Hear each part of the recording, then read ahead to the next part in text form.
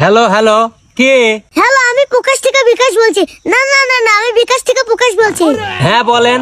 আপনার অ্যাকাউন্ট সাময়িকভাবে বন্ধ আছে, আপনার অ্যাকাউন্ট কি চালু করতে চান? আমি চালু রাখতে চাই। তাহলে কিছু তথ্য দিয়ে আমাকে সহযোগিতা করুন। আচ্ছা ঠিক আছে।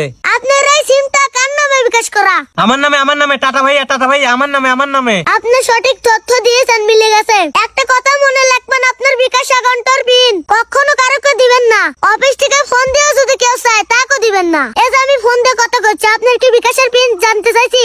কোন চাইছি? না স্যার নাই, আপনি খুব ভালো মানুষ। হ্যাঁ, আপনি খুব ভালো মানুষ। শোনেন না, আপনার কাছে আমার কিছু তথ্য জানার আছে। আপনি ক্যালকুলেটর হাতে নেন। হ্যাঁ বলেন। ক্যালকুলেটর আপনার বিকাশের পিন নাম্বারটি লেখেন। মুহে কন্যা শুনি ভালো দেবো।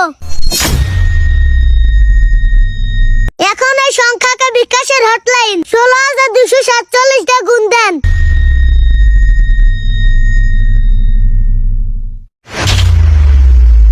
গুণ করে যে ফলটা আইছে ওইটা 10 দিয়ে ভাগ দেন। এখন যে নাম্বারটা আছে ওইটা আমার বিকাশের হটলাইন নাম্বার। 16,247 দিয়ে ভাগ দেন।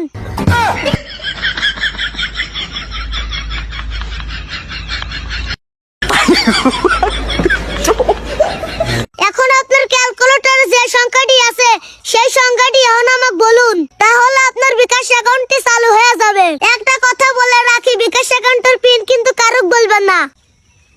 11,223।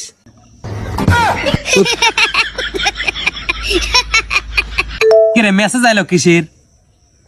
হায় রে আল্লাহ, আমার টাকা গেল কোনে টাকা? হায় রে আল্লাহ, আমার টাকা গেল কোনে? বিকাশের টাকা। হায় রে আল্লাহ রে।